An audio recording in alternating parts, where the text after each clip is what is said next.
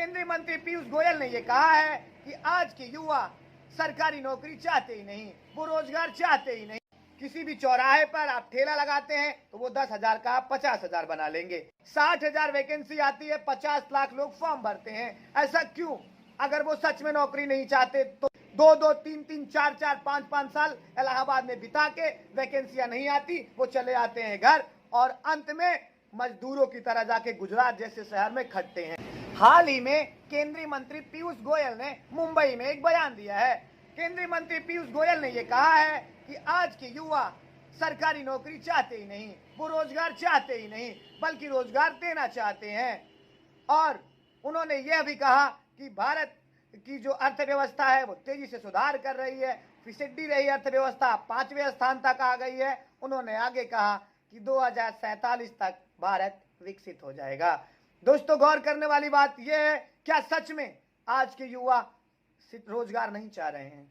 क्या सच में आज के युवा रोजगार देना चाह रहे हैं बल्कि रोजगार लेना नहीं चाह रहे हैं? अगर ये सच है तो फिर जितनी वैकेंसियां आती हैं इतनी भीड़ क्यों हो जाती है? 60,000 वैकेंसी आती है, 50 लाख लोग फॉर्म भरते हैं। ऐसा क्यों?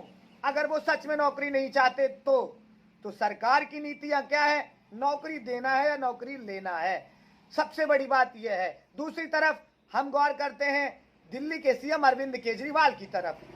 अब आप बोलेंगे केजरीवाल की तरफ गौर क्यों कर रहे हैं? तो समझिए, केजरीवाल जेल में है। उनका एक बकायदा पत्र उन्होंने दिया है जिसमें उनका यह कहना है कि हर युवा को रोजगार देना होगा, मोहल्ला क्लिनिक बनवाना होगा, उसके बाद जो है पानी की इंतजाम, बिजली फ्री देना होगा। लेकिन भारतीय जनता पार्टी यह कह रही है कि मोदी जी की नीतियां बहुत अच्छी हैं, भारत अर्थव्यवस्था में मजबूत हो रहा है, भारत में शासन है, युवा शिक्षा रोजगार कहीं नामो निशान नहीं होता उनसे किसी भी चुनावी वादे में, वो हवा हवाई में निकल जाती है। सबसे बड़ी बात यह होती है, भारतीय जनता पार्टी के केंद्रीय मंत्री पीयूष गोयल यह बकायदा कहते हैं कि हमें रोजगार हमारे युवा लेना नहीं बल्कि देना चाहते हैं। अब मैं बात बताना चाहूंगा आपको एक सांसद जी की, जो मेरे गांव में आए थे, वहां मैं उपस्थित था।